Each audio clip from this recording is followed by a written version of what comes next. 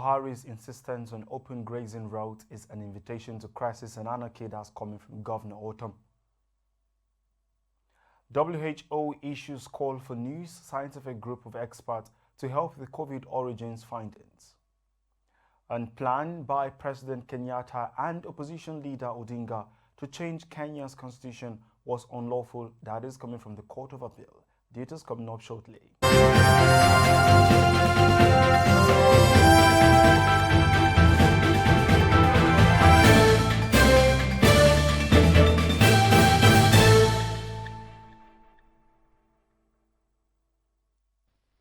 This is TOS Television, your digital first Pan-African news network, and you're watching TOS News 360. I am Merciful Ajinamo. Governor Samuel Ortom of Benue State says the insistence of the federal government to carve out grazing routes and reserves for herdsmen across 25 states despite resistance by Nigerians is a final onslaught on the people and an invitation to crisis and anarchy. TOS News had earlier reported that President Muhammadu Buhari had approved recommendations of a committee to review with dispatch 368 grazing sites across 25 states in the country to determine the levels of encroachment. He said it was clear that the presidency wanted to plunge the country into avoidable crisis because there was no justification for President Muhammadu Buhari to insist on establishing reserves and routes for cattle against the widely accepted ranching policy.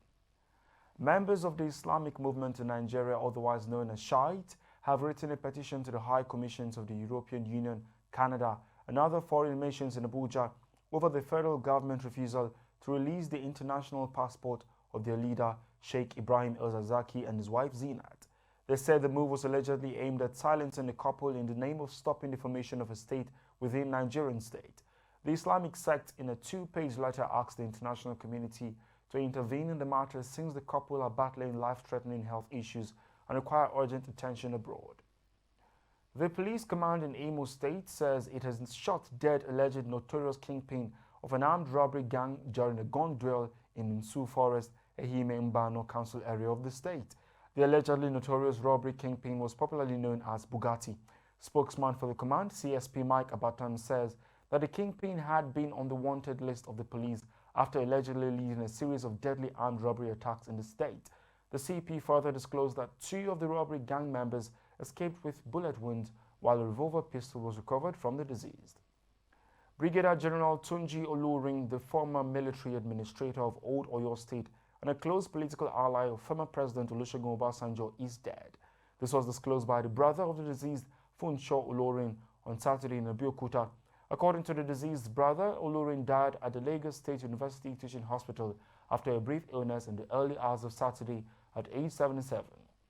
And to news across Africa, researchers at Kinshasa University, Congo, say a suspected leak of heavy metals from a mine in northern Angola is causing an unprecedented environmental catastrophe, affecting some 2 million people in the Democratic Republic of Congo.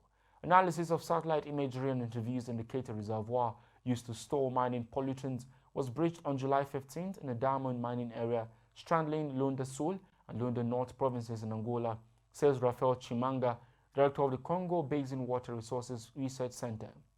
Two tributaries of the Congo River, the Chikapa and Kasai rivers, turned red, killing fish, hippopotamuses, and causing diarrhea among communities along their banks, he says.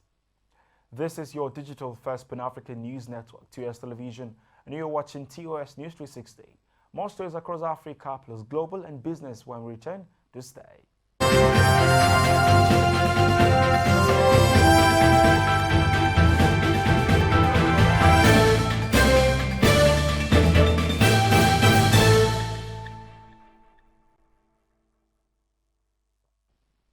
Thank you for staying with us.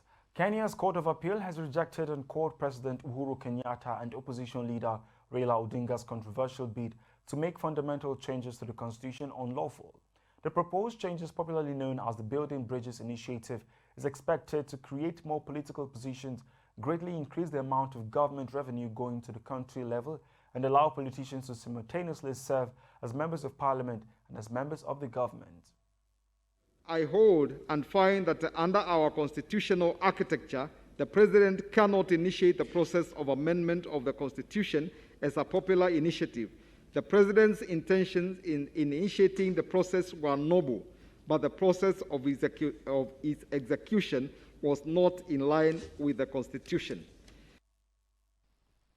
The former head of Tunisia's anti-corruption committee has been placed under house arrest hours after security forces took control of the commission's headquarters. Chowki Tabib, who was the head of the independent authority from 2016 until he was dismissed by former Prime Minister Elias Fakfar in 2020, disclosed his arrest on Facebook, calling it a violation of his rights guaranteed by law and the Constitution. On the global scene, Taliban co-founder Mullah Barada has arrived in the Afghan capital of Kabul for talks with militant commanders, former government leaders and religious scholars, an official of the Islamists disclosed on Saturday. The Taliban completed a life-threatening takeover of the country, walking into the capital Kabul last Sunday without firing a shot. The Taliban officials said that the group planned to ready a new model for governing Afghanistan within the next few weeks, with separate teams to tackle internal security and financial issues. The World Health Organization has issued a call for health experts to join a new advisory group it is forming, in part to address the agency's fraught attempts to investigate how the coronavirus pandemic started. In a statement on Friday, the United Nations Health Agency said the new scientific group would provide the WHO with an independent analysis of the work done to date to pinpoint the origins of COVID-19 and to advise the agency on necessary next steps. The experts will also provide guidance on critical issues regarding the potential emergence of other viruses capable of triggering outbreaks such as Ebola.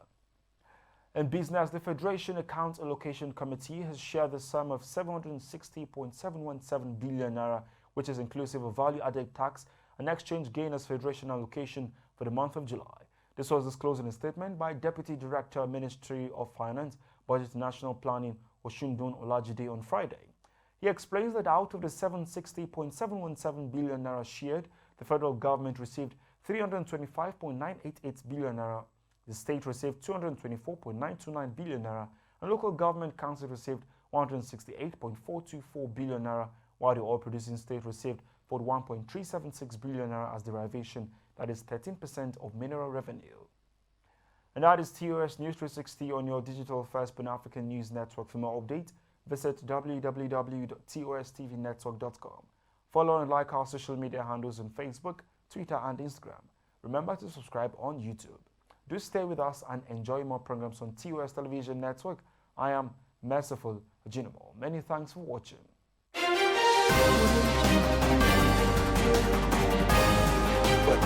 we as a continent have now defined ourselves